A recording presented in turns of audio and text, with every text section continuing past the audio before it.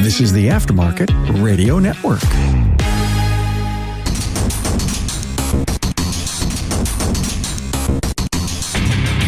Welcome, everyone, to yet another episode of Diagnosing the Aftermarket A to Z. I'm Matt Fanslow, and I'm going to talk about gaming. But first, let's hear a word from our sponsor, Napa Autotech Training. Are you tired of searching for trained technicians? If so, let Napa Autotech help you build a technician with their Build-A-Tech program, kind of like Build-A-Bear. These 3-day courses cover one of 4 individual topics: brakes, electrical, steering and suspension, or HVAC through a combination of classroom lecture, hands-on, and utilizing training mockups. Visit napaautotech.com. Yeah, I said it, gaming. I don't think I'm technically a gamer. I mean, I guess I use a gaming laptop, but mainly I use that I got it for presenting at classes and running Picoscope, PowerPoint, internet, or searching the web for things, pulling up web pages during presentations, stuff like that, just multitasking. The computers I was using before were the same computers I was using for scan tools, and I don't know. I just would get delays, and I'm very impatient. When I hit a button, I wanted to do something right away. So I ended up buying a gaming laptop. It's really Intel i7 processor, and yeah, the only games I've ever really played on it are Free Cell, and I think one day I broke down and played regular solitaire, and then it's Windows 10, and I got the pinball game that came with Windows, probably XP, maybe came before that, maybe it was on Vista. I got that going on there. That's really about it. Yeah, otherwise I don't have a gaming PC. Kids don't. But I do have a PlayStation 5. I suppose technically we have 3 of them. One is, honestly, it's kind of like our entertainment hub. I don't know that games get played on it. It's really what everything else we watch through it. Netflix, Prime, Max. No, it's Max. Keeps changing. It's almost like trying to keep track of Chrysler scan tools. It just keeps changing. Finally get an app. Finally seems like it's working. And but yeah, lately, you've probably heard me reference it a couple times. I've been playing this game called Elden Ring. And if you're not a gamer, you're not into games, I hope you stick with it a little bit and hear me out. First things first, if you want to sound like you know what you're talking about, kids, friends are over, whatever, you find yourself in a spot where you got to talk to some kids that do like video games, tell them that you like Souls games, that you just like to die over and over and over. They'll know exactly what you're talking about. You won't have to really say much more other than you just, keep getting better. Keep working on getting good. Those are the terms that are used. It's all you need. You're well equipped now for a conversation. But yeah, lately I've been playing this game called Elden Ring. It's a Souls game. It's from a company called From Software. And they started out with, I think, Demon Souls, and we don't need a whole history of it. But they're notorious for difficulty. The games are hard. I don't know that there's even settings to go in and make it easier. They're just notoriously difficult. And the whole point really of them, and specifically Elden Ring, is you get killed, you learn from your mistakes, you keep learning like how you died, you start picking up movements or attack sequences that ended up being your demise. Should you be switching tactics? I was just running up and start wailing on this enemy, if you want, NPC, or just an enemy, the bad guy, the whatever you're taking on, that maybe instead of just running up and starting to wail on it and just button mash, you're better off trying to ranged combat, stuff like that. The beginning of the game, literally, you build your character. There's people that spend, I don't know about hours, but close to an hour just building the character, distributing attribute points if they can, how it's going to look. I don't really get into that. I do spend a lot of time just staring at the attributes for different characters, how you're going to start, how you're going to play. There's certain players or characters, if you will, or builds. There's certain builds lend themselves better to melee combat. Others, of course, are more like wizards, casting spells. Others, just long range combat, maybe like an archer or like an archer. So I do spend some time that way. But other than that, it's hurry up and get into the game. And I'm kid you not, in Elden Ring, the very first thing you do is die. You have an opportunity to kind of go through a tutorial, learn some basics, how to attack, how to defend, very, very skeletal. The rest is learn as you go. And you run out of the gate, if you will, up to this big, big spider. And yes, some very, very accomplished players can defeat the spider, but that's not the point. The point is die. You're going to die. You're going to get beat up, whooped, your butt handed to you. And I think that's the biggest, most glaring lesson from the game. And maybe a lot of games, not just this one, but a lot of games, is don't give up. Get back up. Try again. Learn from your mistakes. Pay attention. Pay attention to what happened. Sometimes it was just bad luck or just bad timing. But sometimes it's just bad strategy. Like I said, you're running up to this boss, you're running up to this enemy, and everything else before you just ran up to and started mashing the buttons and you won and collected your experience, or in the case of Elden Ring runes, which is your experience points, your currency, everything. They keep it pretty simple that way and move on to the next thing. That sometimes isn't the way. Sometimes you need to go in with a strategy. And if that strategy is bad, you have to keep changing the strategy. Lesson number 2, right? Be fluid in your strategy. Don't go in with a lot of just rules or this is just the way. This is the only way I do this. Every freaking car that comes in for a drivability problem, I do this battery of tests. I start out, I test the battery, and then boom, every car, fuel pressure, whatever it is, it's set in stone. No. Try to be more fluid. One of these days, I'm going to have Ken Zanders on here. We're going to talk about Bruce Lee, and we're going to talk about Be Like Water. Or we should talk about Be Like Water. But again, your strategy needs to be a little more fluid. You have to be able to modify it. You have to be able to change with the condition or with the type of problem. Like, okay, it's a drivability problem, big umbrella. Are you going to attack a lack of power the same exact way you're going to attack a misfire and a flashing mill? You probably shouldn't. I mean, there's going to be steps that, of course, overlap, of course. But for the most part, the strategy is different, and it should be.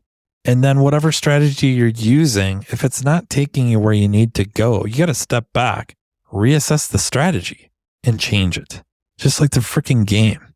If you're not a gamer, this is a game I would probably recommend, but you're going to be very frustrated. Very frustrated. You're probably going to have a very, very love-hate relationship with this. But already, there's kind of 2 lessons. 1, don't give up. Don't ever give up. Sounding a lot like Jimmy Valvano. Don't give up. Don't ever give up. That doesn't mean don't ask for help. Okay. Sometimes you got to ask for help, but don't throw in the towel. There's probably some business stuff going on where certain decisions might be taken out of your hands. We have to make money. But if you're allowed to come in on weekends, work after hours, I guess a lot of us, and when I say us, I would just say, I suppose I could say a group of friends, but really I'm just thinking of that group of techs that most of us would associate with savvy diagnosticians. They've invested a terrific amount of their time to figuring out these problems that have just beaten them up with the idea that this investment will pay off one way or another. It will pay off. It might be long term. It might be down the road. It's going to start paying off. It by itself might not pay off directly. Like the investment on this specific vehicle may not be what pays off, but it's the investment, the continued investment of time on this vehicle and the next vehicle and the next, that now together result in a much more capable technician or much, much more capable technology specialist or much, much more capable, much, much more savvy mechanical specialist. That's what I'm talking about. And then the second lesson already that we've taken from this one game is be fluid with your strategy. You often hear even referenced with chess players, right? They're altering their strategy based off where the pieces are, how their opponent's playing, what openings there may be, what was perceived to be an opening was closed down. You might even have to, if we're talking about chess, which is maybe a bad example in this specific case, but if you've ever played, sometimes you're not playing for an outright win. Sometimes you're playing for a draw or a stalemate. Okay. And that's the truth. That is especially tournament strategies. For 98 years, the Napa name has meant quality parts and service. It also reflects top quality training programs to help you build a more successful vehicle repair business. No doubt, the technician shortage is impacting everyone, but you're not facing this battle alone. Napa has the solution by making Napa Autotech training available near you. Napa Autotech provides automotive aftermarket technicians career development opportunities through structured, disciplined, measured, and high-quality technical instruction, no matter the technician or service advisor's skill level. This instruction enhances understanding of vehicle systems, increases first-time repair capability, and overall customer satisfaction. It also prepares technicians to become ASE certified. It's a fact technicians who receive training to improve their knowledge and skills have a higher sense of job satisfaction. This reduces technician turnover and increases productivity, directly improving a shop's profitability. It is vital to the success of a shop's business that today's technicians are equipped to diagnose and repair today's complex vehicles. With our ever-changing technology, the technician's knowledge and skills need to be updated and refreshed on a regular basis. As you labor over the decision of whether to send your techs to get their skills sharpened, keep in mind, Napa Autotech training is an investment, not an expense, and it's available to all. Much of Napa Autotech's training is offered in more than one format to accommodate varieties of learning styles and training preferences so each person can maximize their learning. Whether you're more of a hands-on person or enjoy learning at your own pace, Napa Autotech is here to provide you with the training you need in the format that works best for you. To learn more about what Napa Autotech offers, contact napaautotech.com. Elden Ring, one of the things that make it really so great and different from most other games, I guess if we're going to describe Elden Ring, we could call it kind of a role-playing game. Okay? It is kind of set with fighters, wizards, stuff like that. The thing is like the competition, if you will, like a Final Fantasy type game, or even like the Grand Theft Auto types, the Red Dead Redemption type games, Witcher games, Fallout series games. It's usually directing you where to go. Okay. So there's some sort of indicator of where you need to go. What is the next task at hand? What's the main line of the game, the main story line of the game, if you will, the main path? And then what are the like sub games or side plots, stuff like that? You just kind of click on those and it will tell you where to go. There's none of that in Elden Ring. You are plopped into this, what seems like a fairly large world that just gets bigger and bigger and bigger with no direction whatsoever. You really have no idea what to do. So you start exploring. That's really the nature of it, exploring. And interestingly enough, it's so open world that very easily, even in a very nearby map area, you can run up against enemies that you will not be able to beat. They will destroy you. And the thing with Elden Ring is, and I guess I keep going on and on about it, but it is that good. It really is. When you die, you kind of lose everything. You lose your runes, your experience points. You have to try to run to that spot that you died and collect those back. If you don't, they're gone. They're gone. So it's a little bit of pressure sometimes. I guess where I'm going with that is why that seems important to me is sometimes we don't have a really good direction. You know what I mean? Sometimes the manufacturer does not provide really good service information to give you an idea what to do, or even aftermarket. What would pop into my mind first is like parasitic drains, battery drains. A lot of manufacturers do not give us a really good direction on what to do for their car lines. We've learned through trial and error, going to training classes. I guess I've never really Googled it, but we're classes that we can either stream, if you will, or stuff we can look up online, like a YouTube video. scanner danner type videos, going to our online training resources like a NAP Autotech training where maybe there is something, some program that will just give us a few good steps to take on parasitic drains to get us on the path we need to go. Or Facebook groups, of course, just outright asking for help, but just reading through what other people have done. I'm just not familiar off the cuff with a service information that gives you a really good path to drilling down a parasitic drain, be it just a bad component or worse, something like a switch going flaky that keeps waking up a module that wakes up a network, all right? You have to figure it out on the fly. You have to explore. You have to kind of embrace that a little bit, just like the game. And I do, like I adore games like Fallout, specifically Fallout 4 or The Witcher 3. I love those games. But to a point, sometimes they do seem relatively unchallenging. Like I don't have to figure it out. I just say what plot or what storyline I want to follow or sub-story, side quest. I click on it and a diamond shows up somewhere or some sort of an indicator on my map, which way I got to go. That's not real world all the time. We don't always have a flow chart that just takes us through all the steps we need to go through to get to the result. That's not real world. That doesn't happen all the time. Sometimes we're lucky, sometimes we have a book from a training class that does that, kind of serves as that direction we need step by step. Sometimes, a lot of times we got to put together that strategy ourselves. And in a game, like a Souls game, and specifically, I guess I'm just going to reference Elden Ring for the most part. That is part of the game one should embrace to truly enjoy the gaming experience, the play experience. And when we're doing our jobs, I guess honestly, this is very heavily slighted towards diagnostics because I guess I am biased. That's what I do. You will very rarely find me doing an R&R type repair. I don't have time to do it. I'm really just not that good at it.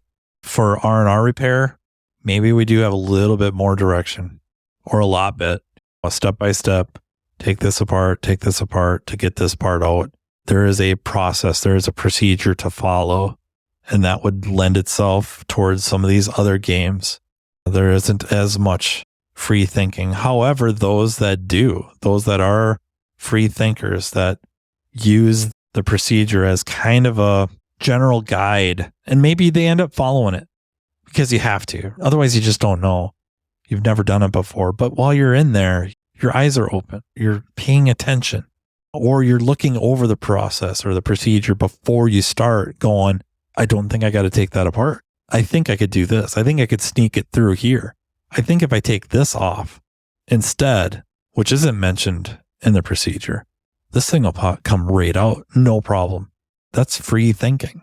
That's rejecting the procedure given to us. And I'm not trying to dump on the procedure. Like the procedure comes from the manufacturer. If you find yourself in some sticky situations, or I guess I don't want to just jump to like legal, but let's just say for the sake of discussion, a legal issue, it looks a lot better sitting there going, I followed the manufacturer's procedure to do this step by step versus like, well, I looked at it and I go, well, I just had to do this, this, and this. Is that part of the OE procedure? Well, no, but the OE procedure is dumb.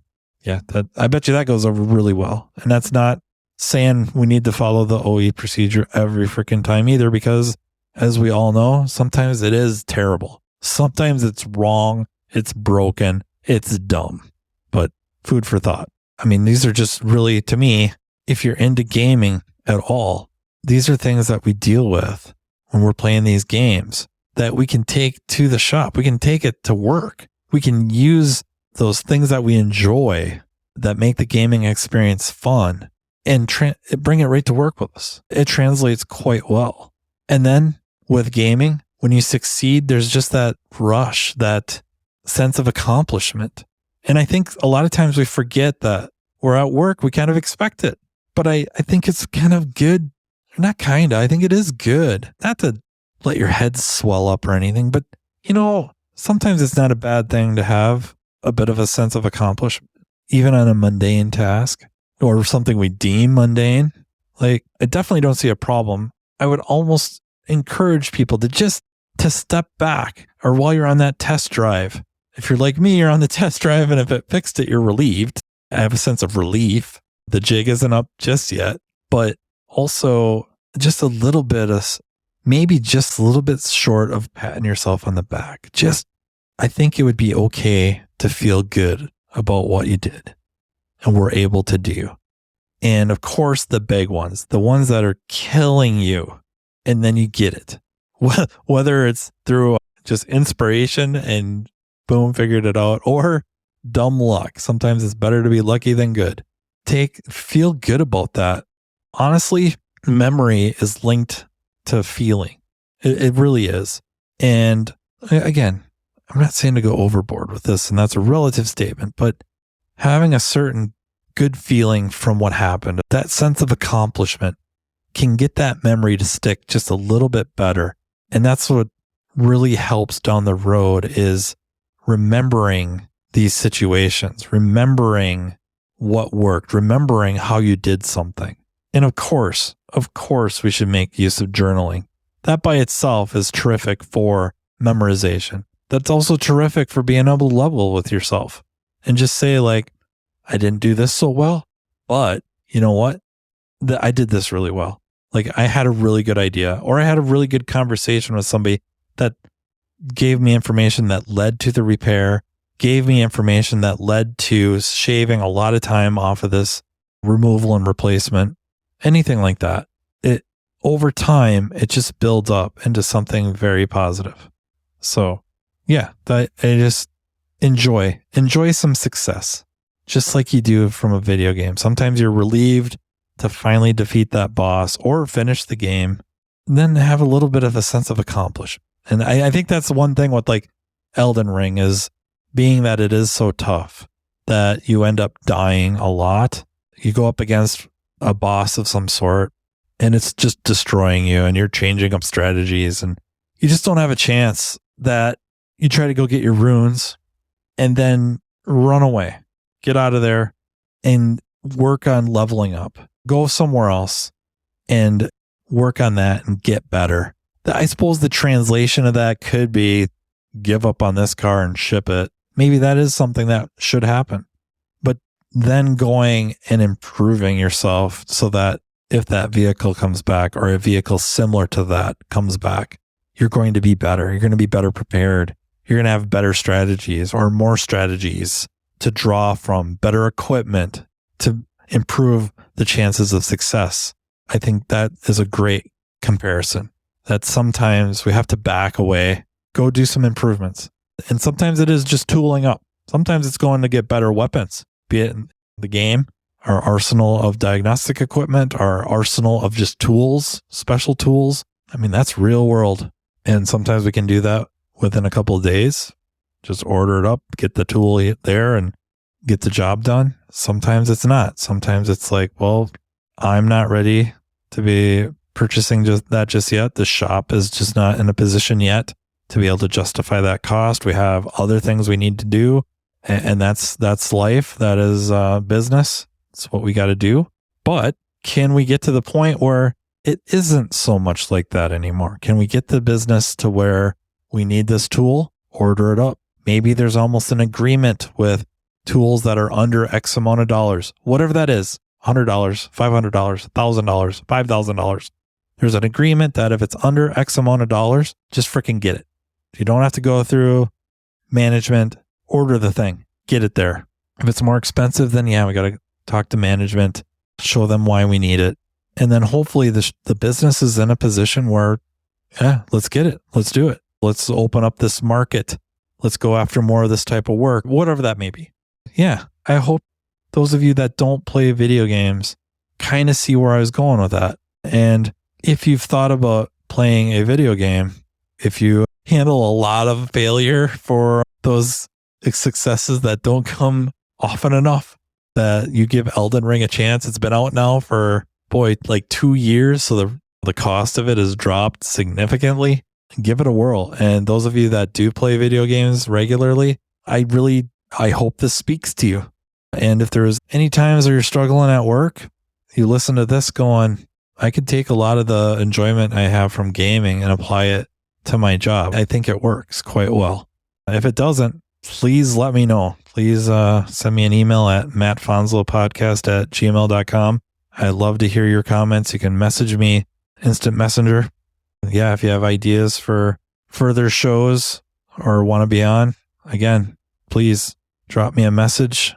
Yeah. Other than that, I would just like to take a second to thank our sponsor, Napa Autotech Training and Umbrella, from which the Diagnosing the Aftermarket A to Z podcast kind of operates under, Aftermarket Radio Network, for letting me do this. Yeah, I hope you enjoyed it. And until next time, please take care. You've been listening to Matt Fanslow, Diagnosing the Aftermarket A to Z on the Aftermarket Radio Network. Follow Matt on your favorite listening app. He's very interested in what you have to say. Let him know what you'd like him to cover and come on the show. Matt is all for advancing the aftermarket. Find Matt Fanslow on social media and connect, or on aftermarketradionetwork.com.